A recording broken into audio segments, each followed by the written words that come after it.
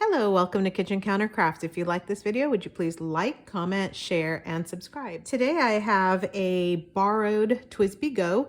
My friend actually loaned this to me and wanted me to try it out.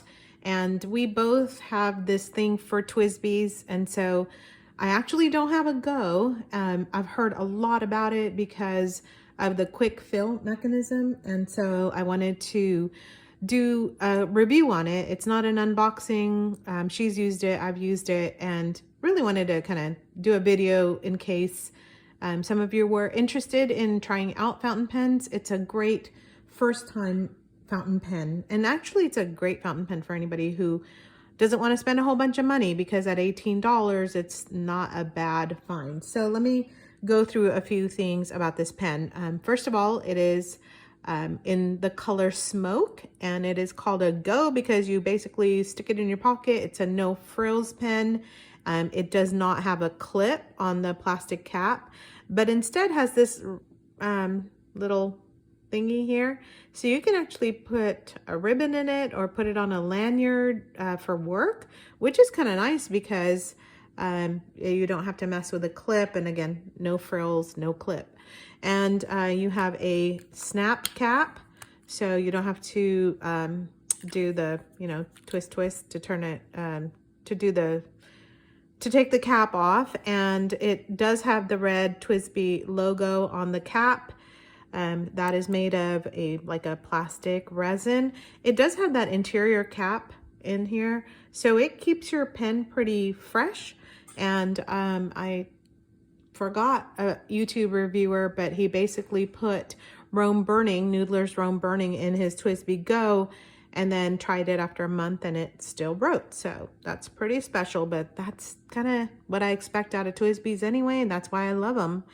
And this part here, the grip, looks like it would be squishy plastic, but it's not. It's hard plastic. The whole thing is a plastic resin.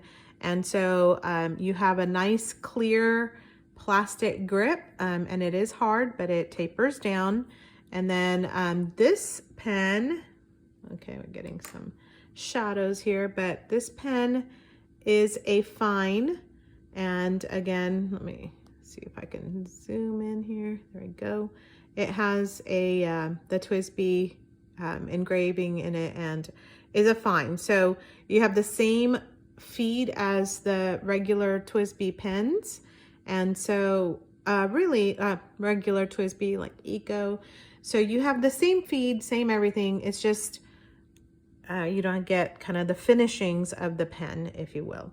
So you can actually clear, it's clear, you can see through, all the way clear in the smoke. And then this comes off, you have to twist it, and it's got this very different, very cool ink filling mechanism, which I'm going to demonstrate for you in just a bit. But basically it's spring loaded. It is similar to a vac fill, and you are going to take your finger and just push down and then pull up, and it will fill up this reservoir with ink, and it carries quite a bit. So it has 1.61 mils of ink that it will hold in there. So that's pretty awesome. And so I'm gonna give you some specs though before we fill it. So how does this pen compare to my others? I actually have the ruler with me today because usually I have to run and go get the ruler. So I am not doing that today. So this is about, I don't know, overall like 5 and a little, like maybe 5.3 it looks like inches. And then let me compare it to my Eco first. So you've got the Eco looking a little bit longer at like 5.5, but grip wise it feels pretty much the same.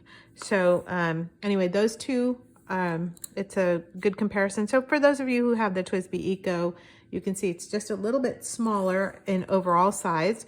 And then my other favorite is the Noodler's Ahab, which is just about the same as the TWSBI Eco. So that's there in comparison. And the Pilot Metropolitan, which is now coming off the screen. There we go. Isn't that a pretty pen? Anyway, so I wanted to compare similar prices on these, like similar price point pens. For those of you who watch my videos, I try to keep pens that are like $50 or less, but now my pen habit is going a little bit above that, and so, but that's okay. So we have this one, the TWSBI's right around $18, the Eco's right around 30, the Ahab is like 23, 25 bucks, and then the Metropolitan, depending on where you find it, it's about 23 to 25 as well. So all fantastic pens, all pens that I use on a regular basis. And the Eco though, I keep in my bag in the car, and I have one in my purse as well. And now I'm kind of thinking about this Go because it's about 10 bucks less and really kind of offers the same kinds of bells and whistles. So let's see what, let me go ahead and, oh, I didn't do the length without the cap. So let me do that real quick.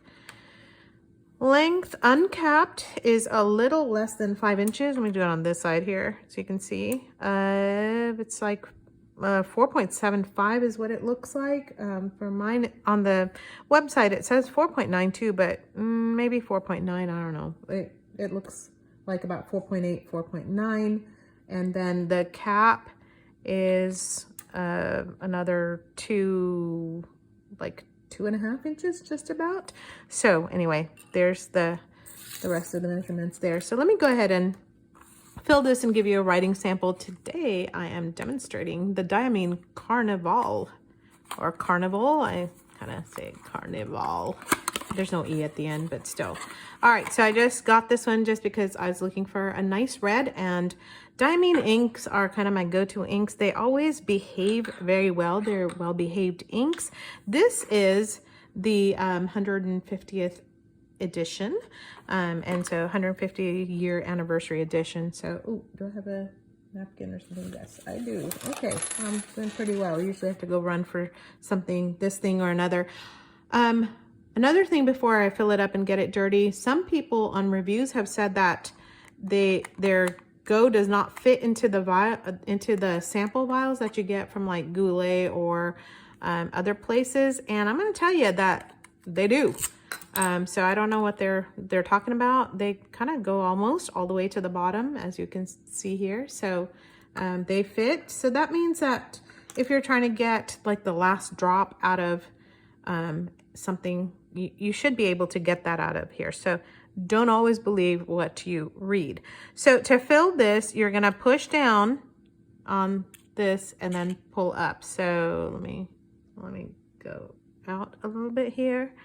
And so you are just gonna set your pen into the inkwell and push down and then pull up, and that's it, folks. That's all she wrote. And look at how easy that was to get a fill. So just wipe it off and you're ready to rock and roll with 1.6 mils of ink.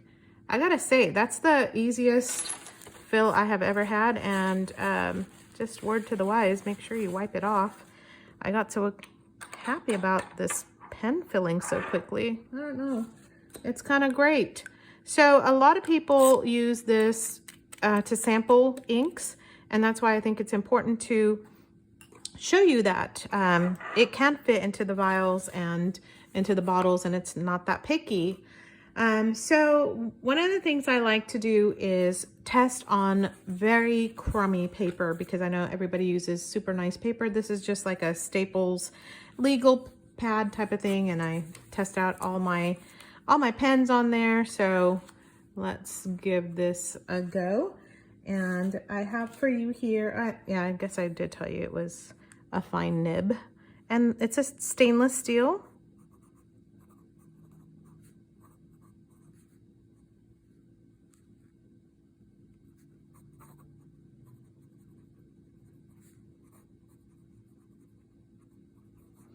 So just wanted to be quiet for a second so you could hear the feedback. So there is a little feedback. It starts writing right after the fill, so that's not bad. Some people have complained about skipping, and it it skipped for me a little bit when I first got it from my friend, but my friend also had said that she had not written with it for a few days. So you might have some hard starts.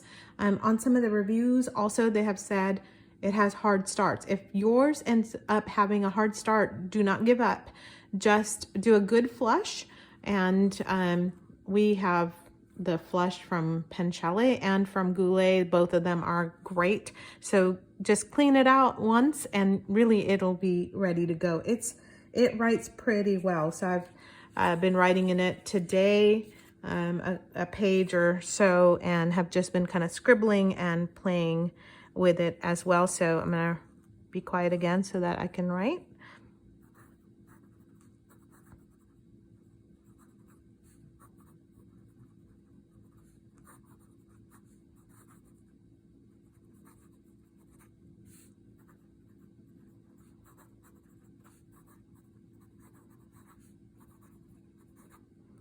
So, I mean, it's doing really well, especially with the, I didn't write fine nib.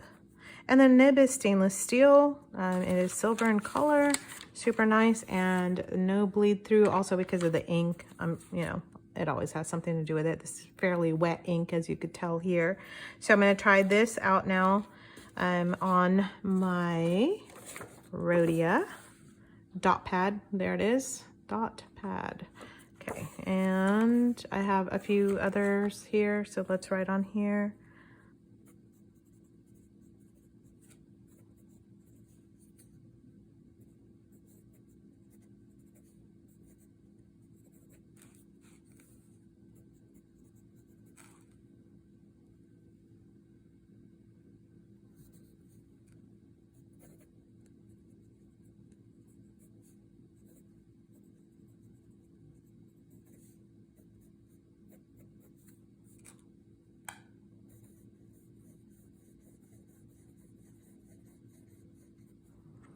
Okay, so you can see the color difference on the Rhoda paper versus just crummy writing paper, and I gotta say it's about the same on here. And this is natural light, natural daylight, so I'm trying to do the ink sampling here on natural light, and I don't really see a difference at all. So anyway, I hope that that was helpful to you in terms of a really pretty cool looking pen that is affordable. And just a couple more pluses just from me using it. It is a super durable pen. It is all plastic, all resin body. It is actually very surprisingly comfortable to write with. People have compared it to like a big kindergarten crayon. That's about the right size, honestly. And I was really worried about it when I opened it up, but the grip tapers way down so that it's a nice, comfortable grip. It's easy to manage. I emptied out the old ink that was in it and just filled it up right now in front of you. Again, a really great a really good pen for first timers. Some negatives about it: I've had some hard starts myself. It might be the kind of ink that you use, so just make sure you flush it out well. People have said that this actually is a large pen for some. For my husband, he went like this and he said, yeah, too short. But then when you post it, that the cap is postable, so when you post it out, it's a very, very long pen. It ends up being like almost 7 inches. So, you know, if you've got big hands, this will still work for you on that. So anyway, I hope you like this video. And if you do, would you please hit the like button and please subscribe and put on the alerts for new videos. I'm going to be doing some reviews on some inks as well. So stay tuned and thanks for watching. Bye.